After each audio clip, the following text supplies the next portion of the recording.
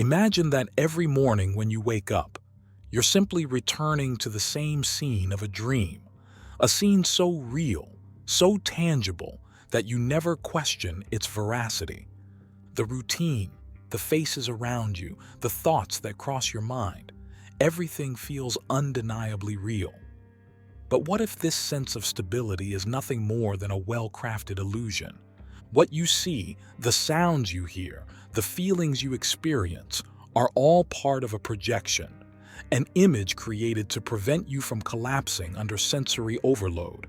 And what you call reality may be nothing more than a refined illusion fed by your own perception. When we realize that reality isn't an objective truth, but rather a projection constructed within us, some questions begin to arise. How do we know what is true? How do we know if what we feel and perceive is really what's in front of us, or if it's an illusion created by something much deeper? If your entire life is sustained by this construction, this illusion, how can you be sure that you are living in a true reality and not in a lie? And if reality is, in fact, a lie, what would be the purpose of this? Who or what would be behind all of this? These are questions that, if you begin to explore, will reveal that they have the power to change everything you think about yourself and the world around you. Perhaps this is not a simple idea to accept, but the key to understanding it all begins by questioning what you've always considered real. Perhaps the greatest deception is precisely the belief that when you wake up, you return to the same world as always, because what you are living may not be what it seems. Throughout life, we accept without question what is presented to us through our senses, colors, sounds, shapes, smells, and we consider this as truth, as the only way of existence.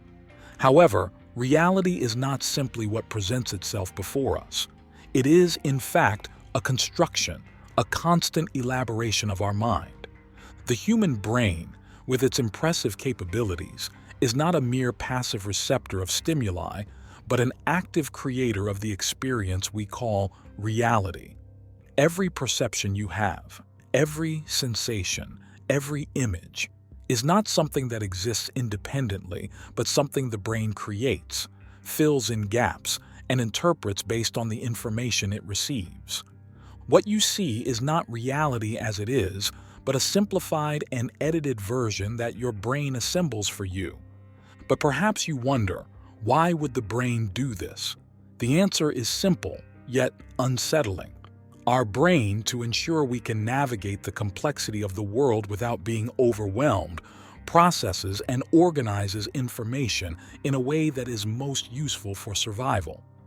It doesn't show us the entirety of what's before us, but a useful version, a simplification of reality that helps us react to the environment, but also keeps us in a limited prison, unable to see the full truth. And if we consider this idea, an even more interesting question arises. If what we call reality is just a mental construction, to what extent can we trust our own senses?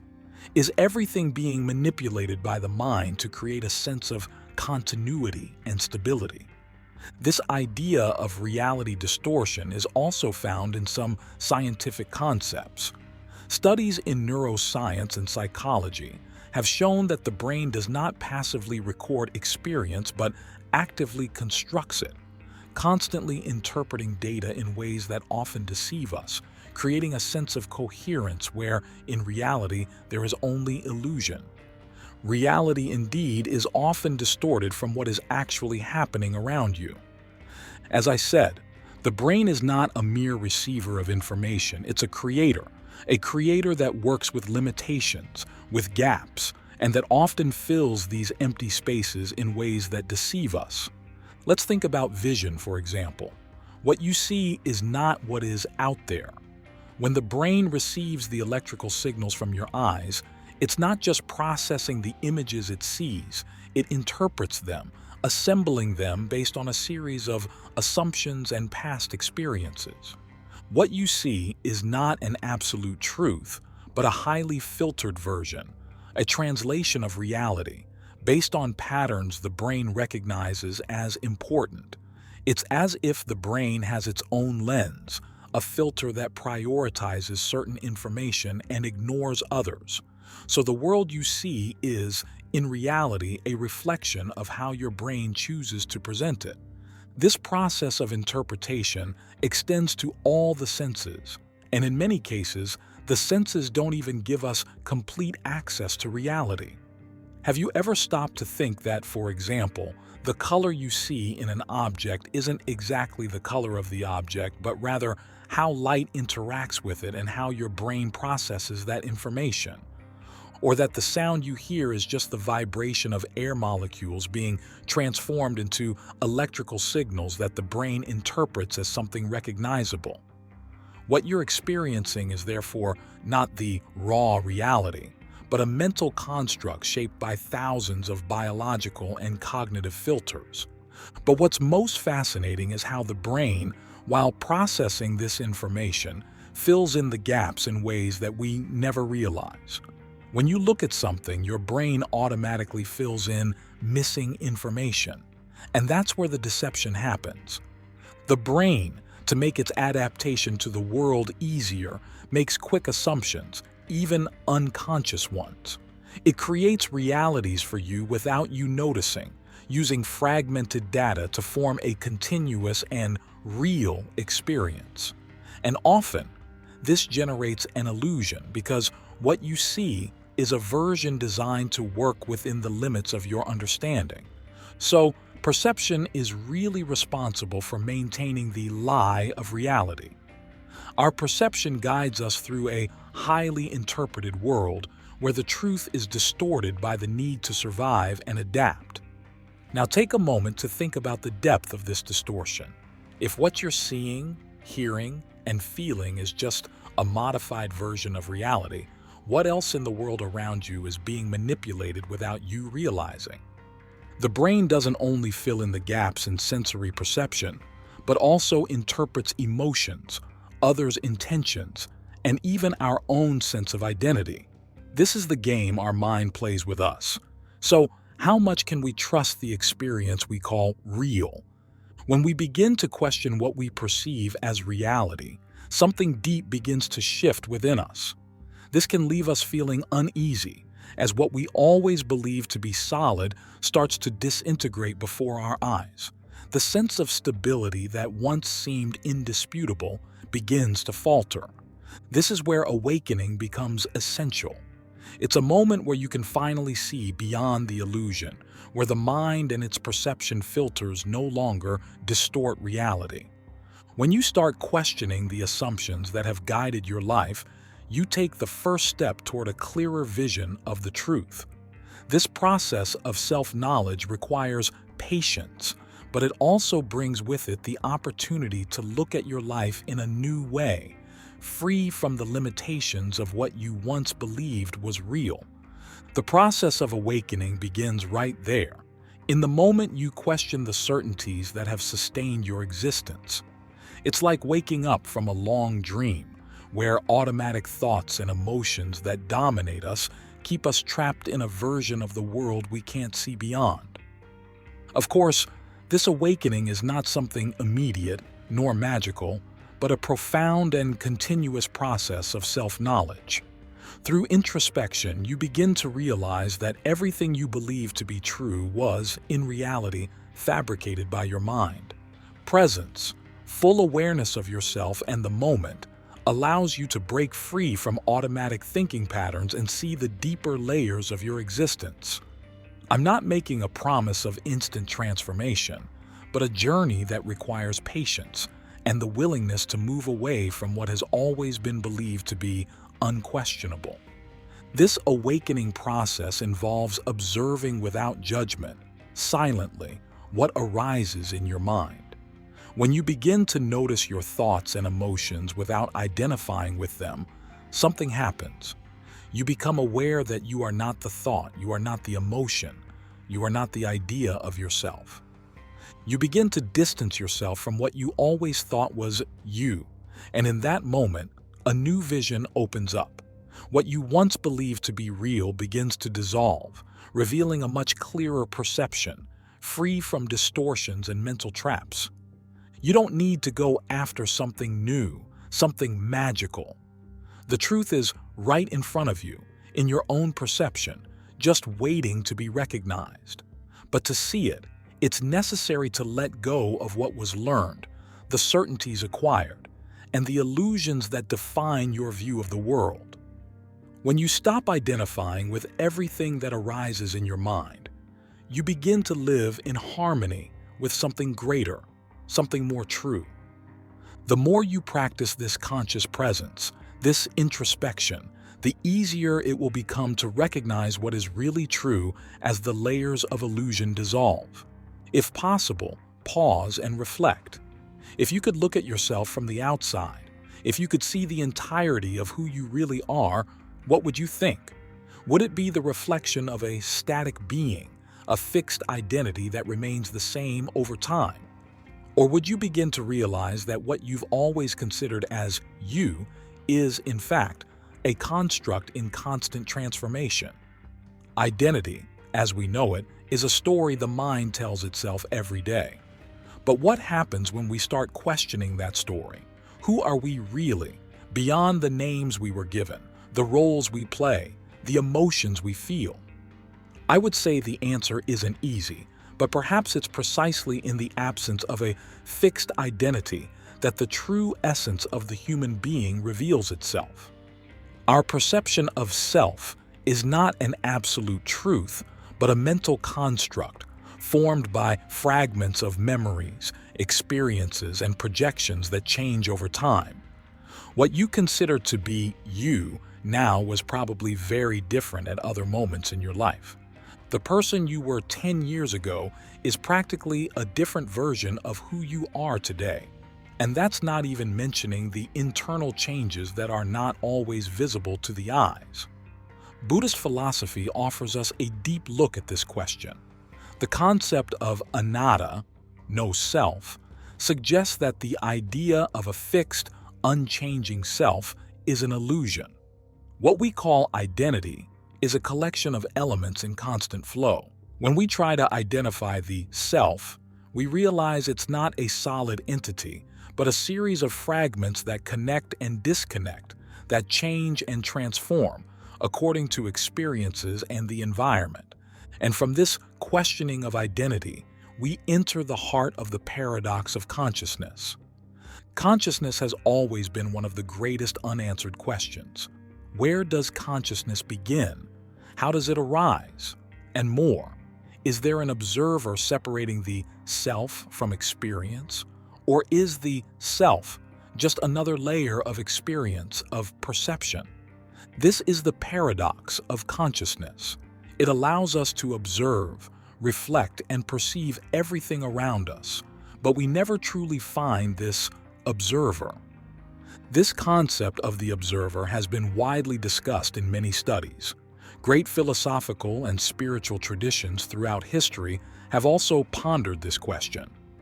In Buddhism, for example, the concept of no self, anatta, teaches us that the observer is not a fixed entity, but something more fluid that simply experiences reality without clinging to it.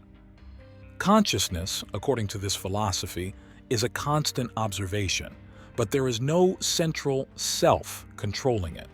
The observer is the perception itself, without form, without identity, without center. Science, in turn, is still trying to decipher this enigma. Neuroscience scholars have wondered what exactly happens in the brain when we experience the feeling of being conscious. Some say consciousness is merely the product of brain activity, a sort of byproduct of neural connections.